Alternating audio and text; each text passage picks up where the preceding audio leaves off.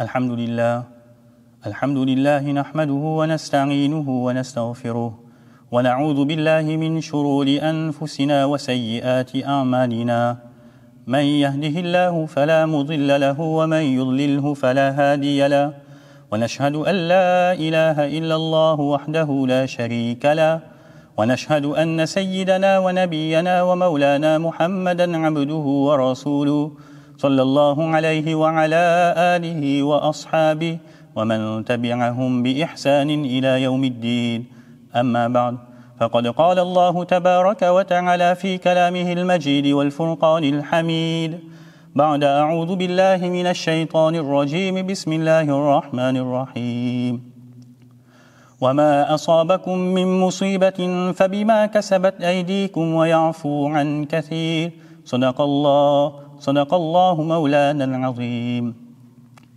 Mes chers frères, mes chères mères et sœurs, à l'heure actuelle, comme vous le savez, le monde est secoué par une crise sanitaire d'une grande ampleur, par une pandémie sans précédent, par une pandémie inédite, à savoir le coronavirus ou encore le Covid-19. En effet, selon un bilan établi par la AFP hier, à partir des sources officielles, plus de 217 000 cas de contamination ont été détectés dans le monde et le virus a été la cause de plus de 9 000 décès dans le monde, et ce, depuis le début de la pandémie. Mes frères, mes mères et sœurs, ces chiffres sont extrêmement alarmants. Mais nous, en tant que croyants et croyantes, il est important pour chacun de nous de ne pas tomber dans la psychose, mais plutôt de s'arrêter un instant, de réfléchir, de méditer, de tirer des enseignements sur cette situation délicate et inédite dans laquelle se trouve aujourd'hui notre planète. Tout d'abord, il est important de noter que l'apparition de ce virus met en évidence en premier lieu la puissance d'Allah subhanahu wa ta'ala ainsi que son omnipotence absolue. Allah azza wa jal est celui qui a pouvoir sur toute chose. Inna Allah ala kulli shay'in qadir. Allah subhanahu wa ta'ala est celui qui contrôle cet univers par excellence. Et la maladie, tout comme la guérison, se trouve entre ses mains. D'ailleurs, nul n'a pu éviter la propagation de ce virus à l'échelle mondiale, et ce, malgré la modernité de l'époque dans laquelle nous vivons. Tout ceci nous pousse à comprendre également que le pouvoir de l'être humain est strictement limité. Ce petit virus qui est en train de mettre à genoux l'ensemble de l'humanité illustre parfaitement le verset du Coran indiquant l'impuissance de l'homme. Et l'homme a été créé faible. De même, l'apparition de ce virus doit éveiller en nous cette prise de conscience qu'Allah subhanahu wa ta'ala est capable de changer la situation d'une personne, ou encore la situation d'un peuple, ou encore la situation d'une localité, d'une contrée, d'un pays, du monde, en un clin d'œil, en une fraction de seconde. D'ailleurs, combien de personnes, du jour au lendemain, se sont retrouvées contaminées par ce virus. Aujourd'hui, nous qui sommes en bonne santé, il est important pour chacun de nous d'utiliser ce bienfait qu'Allah subhanahu wa ta'ala nous a fait don dans son obéissance avant qu'il ne soit trop tard. D'ailleurs, le messager d'Allah sallallahu alayhi wa sallam n'a-t-il pas dit « Irtanim khamsan qabla khamsin » Profite de 5 choses avant 5 autres. De ta jeunesse avant ta vieillesse, de ta santé avant ta maladie, de ta richesse avant ta pauvreté, de ton temps libre avant ton occupation et de ta vie avant ta mort.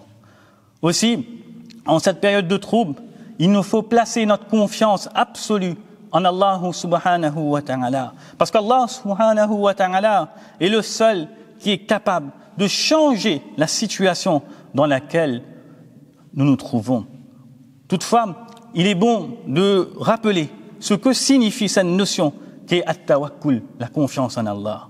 La confiance en Allah ne veut absolument pas dire qu'on doit rester les bras croisés sans rien faire et à attendre la décision d'Allah. Au contraire, la confiance en Allah peut être définie comme étant le fait d'agir sur les asbab, sur les causes, sur les moyens apparents et visibles pour arriver à un objectif quelconque, tout en ayant la conviction totale que cela ne pourra se réaliser qu'avec la permission ou encore la volonté de notre Créateur. D'ailleurs, selon Anas radiyallahu ta'ala anhu, une fois un homme interrogea le prophète sallallahu alayhi wa sallam en ces termes: ô messager d'Allah, est-ce que j'attache ma monture et je place ma confiance en Allah, ou je la laisse libre et je place ma confiance en Allah? Le prophète sallallahu alayhi wa sallam lui répondit: attache ta monture et place ta confiance en Allah subhanahu wa ta'ala. Cette tradition, mes frères et mes mères et sœurs, est un argument prouvant qu'il est important que si nous voulons atteindre un objectif quelconque, d'agir en conséquence, tout en plaçant notre confiance en Allah subhanahu wa ta'ala, car le résultat de cela ne dépendra que de la volonté divine. En d'autres mots, le fait de prendre des précautions en cette période de crise sanitaire n'est pas contraire à l'éthique du musulman, à partir du moment qu'on a la conviction totale qu'on ne pourra être épargné de celle-ci qu'avec la permission d'Allah subhanahu wa ta'ala. Toutefois, certaines personnes pourraient se demander comment se fait-il que d'un côté, les scientifiques disent que le Covid-19 et d'autres maladies également peuvent être contagieux, alors que le prophète sallallahu alayhi wa sallam a déclaré dans une tradition la adwa, pas de contagion. Tout d'abord, il est important de rappeler le contexte dans lequel ces propos du prophète sallallahu alayhi wa sallam avaient été tenus. En effet, à l'époque de la révélation, certains Arabes croyaient que la contagion se faisait d'elle-même de manière systématique, sans dépendre d'aucune volonté divine. C'est pour cela que le messager d'Allah sallallahu alayhi wa sallam a réfuté cette croyance en disant la adwa, pas de contagion sans la volonté de l'être suprême. Ainsi, si certaines maladies peuvent être contagieuses, c'est uniquement parce qu'Allah subhanahu wa ta'ala a décrété ainsi. Par ailleurs, Cheikh Abdul Fattah Abu Ghudda affirme que dans cette tradition, le lam, la adwa, indique la prohibition de participer à la contagion ou encore à la contamination d'une maladie. En d'autres mots, selon cette interprétation, cette tradition veut dire qu'il faut empêcher la personne atteinte d'une maladie contagieuse d'être en contact des personnes saines, de craindre que la maladie ne les touche en fonction bien évidemment de la prédestination établie par Allah subhanahu wa ta'ala. Ceci nous permet de comprendre donc qu'il est tout à fait permis de prendre des mesures de précaution face à une maladie contagieuse. De plus, en cette période de crise sanitaire, il est extrêmement important pour chaque croyant et pour chaque croyante de revenir à l'essentiel, c'est-à-dire de revenir sincèrement vers notre Créateur, vers Allah subhanahu wa ta'ala, tout en ayant un cœur rempli de chagrin, un cœur rempli de tristesse et de remords pour l'avoir désobéi. D'autant plus qu'Allah subhanahu wa ta'ala affirme dans sa parole « Wa ma asabakum min musibatin fabima kasabat aydikum » tout malheur qui vous atteint est dû à ce que vos mains ont acquis. Ainsi, l'apparition de cette pandémie pourrait être le résultat de la multiplication des péchés sur la surface de la terre. Toutefois, il est nécessaire de rappeler qu'on ne peut en aucun cas dire de manière absolue que cette pandémie ou encore la maladie en général représente un châtiment d'Allah. En effet, il est relaté qu'une fois, Aïcha radiyallahu ta'ala anha interrogea le messager d'Allah sallallahu alayhi wa sallam au sujet de la peste. Le prophète sallallahu alayhi wa sallam répondit: c'est une punition qu'Allah envoie à qui il veut. Et Allah peut faire de cela une source de miséricorde pour les croyants. Et le croyant qui, tout en étant atteint par la peste, reste dans son pays, patient, sabira, patient, et en ayant espoir d'être récompensé, et convaincu qu'il ne sera touché que par ce qu'Allah a écrit pour lui, alors cette personne aura la récompense égale d'un shahid, d'un martyr. Quoi qu'il en soit, mes frères, mes mères et sœurs, étant éprouvés par l'apparition de cette pandémie, il est important pour chacun de nous de revenir vers Allah subhanahu wa ta'ala, de revenir vers ses enseignements, d'autant plus que ceux-là ont été établis pour notre propre protection, tant au niveau sanitaire que sociétal.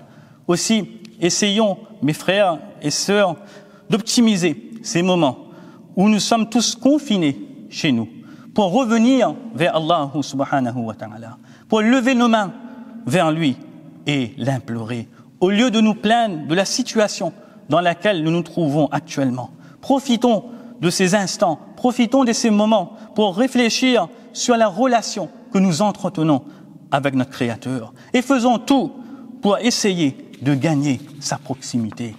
Mes frères, mes mères et sœurs, étant faibles, nous avons tous des manquements, nous avons tous des lacunes. Profitons de ces moments où nous sommes confinés chez nous pour pleurer devant Allah subhanahu wa ta'ala et pour rechercher son pardon. D'ailleurs, Allah subhanahu wa ta'ala n'a-t-il pas dit dans le Coran « Inna Allah yuhibbu tawwabin » qu'il aime ceux qui se repentent constamment. À nous donc de lever nos mains vers notre Créateur, celui qui nous entend où que nous soyons, celui qui nous voit où que nous soyons.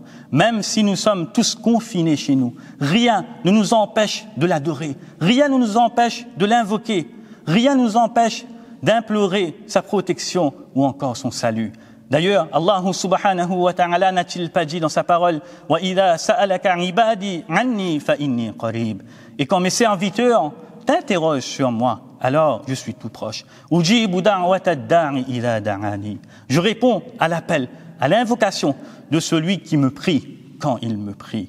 Mes frères, mes mères et sœurs, en cette période de confinement, rapprochons-nous de notre Créateur. Rapprochons-nous de notre Créateur par le biais de sa parole, c'est-à-dire lisons davantage le texte sacré, le Coran. Aussi, ayons une pensée pour les gens qui sont en guerre à travers le monde. Aujourd'hui, un petit virus invisible est la cause de notre confinement. Qu'en est-il des gens qui doivent faire face, qui doivent faire front au quotidien à des tyrans ou encore à des ennemis visibles? Mes frères, mes mères et sœurs, quoi qu'il en soit, en cette période de trouble, en cette période de crise sanitaire, réfléchissons, méditons et tournons-nous vers le Seigneur de l'univers, vers Allah subhanahu wa ta'ala. Même si à l'heure actuelle, nous ne pouvons pas prier à la masjid, soyons toujours assidus dans l'accomplissement de nos prières, tout en sachant que la terre entière peut être une masjid au sens littéral du terme, c'est-à-dire un lieu de prière à condition qu'elle soit pure. D'ailleurs, le prophète sallallahu alayhi wa sallam n'a-t-il pas dit « Al-ardu kulluha masjid » La terre entière est un lieu de prière, à l'exception du cimetière et du hammam. Donc ceci nous montre en même temps la beauté et la facilité que prône l'islam. Nous pouvons adorer Allah subhanahu wa ta'ala où que nous soyons. Nous pouvons prier Allah subhanahu wa ta'ala où que nous soyons. Ainsi, en ces moments de crise sanitaire où nous sommes tous confinés chez nous, profitons pour adorer Allah subhanahu wa ta'ala avec nos proches, avec les membres de notre famille. Essayons de faire nos salats en congrégation avec eux. Cela sera un moyen efficace pour resserrer les liens avec nos proches, d'une part, et d'autre part, cela sera également un moyen de créer une ambiance religieuse, une ambiance saine au sein de notre foyer. Aujourd'hui, beaucoup parmi nous éprouvent une certaine tristesse à cause du fait qu'on ne peut pas accomplir la salat de Jumu'ah ensemble à la masjid. Ce sentiment est bien sûr compréhensible, mais au-delà d'éprouver ce sentiment, il est important de méditer sur la relation que nous entretenons avec la masjid en temps normal. À nous donc de tirer des leçons et de faire l'intention ferme de venir régulièrement à la masjid pour effectuer nos prières quotidiennes une fois que ces restrictions seront levées, une fois que cette pandémie sera disparue. Mes frères, mes mères et sœurs, même si aujourd'hui nos masajid sont fermés, il nous est possible d'accomplir la salat de Jumu'ah à la maison, tout en prenant les précautions nécessaires, tout en restant dans le cadre de la législation, d'autant plus que la prière de Jumu'ah, la salat de Jumu'ah est remplie de mérites. Le prophète sallallahu alayhi wa sallam n'a-t-il pas dit les péchés commis d'une salat quotidienne à l'autre, d'une prière de Jumu'ah à l'autre, de même que d'un mois de Ramadan à un autre, s'efface grâce à ces actes d'adoration, à condition de s'éloigner des péchés capitaux. Maintenant, la question qu'on pourrait se demander, étant donné que nous sommes tous confinés chez nous, comment accomplir la salat Jumu'ah à la maison? Pour pouvoir accomplir la salat de Jumu'ah, selon l'opinion qui fait autorité au sein de l'école hanafite, il est nécessaire qu'on soit au minimum en présence de 4 hommes pubères, y compris l'imam. S'il y a moins que 4 hommes chez nous, dans la maison, on ne pourra pas accomplir la salat de Jumu'ah, mais il faudra faire les 4 rakats de Zohr. Donc après le zawal, le premier adhan devra être effectué. Bien évidemment, il reste sunna mu'akkada d'accomplir les 4 rakats qui précèdent la salat de Jumu'ah ou encore la salat de Zohr. Ensuite, si on accomplit la salat de Jumu'ah, l'imam s'assoit en face des personnes présentes. Une personne devra donner l'adhan devant l'imam. Après quoi, l'imam se mettra debout sur le sol et il récitera un premier sermon qui peut être concis. Il pourra réciter le sermon qui a été diffusé justement par le Darul Iftar, c'est-à-dire Alhamdulillahi Rabbil Alamin, wassalatu wassalamu ala rasulihil karim, sayyidil anbiya'i wal mursalin, وعلى آله وأصحابه أجمعين أما بعد قال الله تعالى أعوذ بالله من الشيطان الرجيم بسم الله الرحمن الرحيم يا أيها الذين آمنوا اتقوا الله حق تقاته ولا تموتن إلا وأنتم مسلمون أقول قولي هذا وأستغفر الله لي ولكم ولسائر المسلمين فاستغفروه فإنه هو الغفور الرحيم. Ensuite donc, l'imam marquera une pause en s'asseyant. Et ensuite, donc, il prononcera une deuxième khutba, un deuxième sermon. Et là aussi, on pourra reprendre le sermon, la khutba qui a été diffusée par le Darul Iftar de la Réunion, c'est-à-dire Alhamdulillahi Rabbil Alamin, wassalatu wassalamu ala rasulihil karim, sayyidil anbiya'i wal mursalin, wa ala alihi wa ashabihi ajma'in. Amma ba'd, qala Allahu ta'ala, أعوذ بالله من الشيطان الرجيم بسم الله الرحمن الرحيم إن الله وملائكته يصلون على النبي يا أيها الذين آمنوا صلوا عليه وسلموا تسليما اللهم صل على سيدنا محمد وعلى آل سيدنا محمد وبارك وسلم ربنا آتنا في الدنيا حسنة وفي الآخرة حسنة وقنا عذاب النار ولذكر الله أكبر والله يعلم ما تصنعون. Et ensuite donc que la deuxième khutba, le deuxième sermon se termine. Donc, une personne prononcera l'iqama et ensuite donc l'imam fera 2 rakats comme cela se fait habituellement. Et si une personne ne peut pas accomplir la salat de Jumu'ah, comme on a dit, il lui sera obligatoire d'accomplir les 4 rakats de la salat de Zohr. Donc, concernant la salat de Jumu'ah, les règles juridiques par rapport à la salat, n'hésitez pas à contacter l'ulama si jamais vous avez des questions. Et aussi, il est important de rappeler qu'on doit respecter les règles, les gestes barrières qui nous ont été dictés par la législation. Et il faut savoir que ces gestes barrières s'inscrivent dans le cadre de la charia également. Comme par exemple, on nous demande de laver fréquemment nos mains et la charia nous incite, nous recommande justement à laver nos mains dès qu'on se réveille, etc. Donc à nous de respecter ces consignes qui nous ont été dictées et ces consignes ont été dictées justement pour notre protection, pour notre salut. Bref, en ces moments de trouble, sachant qu'Allah subhanahu wa ta'ala est détenteur du pouvoir absolu, il nous est recommandé de l'implorer pour qu'il change la situation dans laquelle nous nous trouvons et qu'il éradique au plus vite ce virus. Aussi, en ces jours de trouble, il serait bien de lire fréquemment l'invocation que Yunus alayhi salatu wassalam lisait lorsqu'il était dans le ventre de la baleine, c'est-à-dire La ilaha illa anta subhanaka inni kuntu minadh dhalimin. Pas de divinité à part toi. Subhanak, gloire à toi. Inni kuntu minadh dhalimin. Certes, j'ai été vraiment du nombre des injustes. Cette formule, mes mères et sœurs et mes frères, est tellement sublime, sacrée, que le prophète sallallahu alayhi wa sallam a dit dans un hadith, il n'y a aucun musulman qui invoque Allah subhanahu wa ta'ala par cette formule pour quoi que ce soit sans qu'Allah ne l'exauce. À nous donc de réciter fréquemment, constamment cette formule en ces moments de trouble, d'invoquer Allah subhanahu wa ta'ala pour qu'il éradique au plus vite ce virus. Qu'Allah subhanahu wa ta'ala nous pardonne, qu'Allah subhanahu wa ta'ala nous préserve de ce virus et qu'Allah subhanahu wa ta'ala éradique au plus vite ce virus. Amin ya rabbal alamin wa akhiru da'wana anil hamdulillahi rabbil alamin.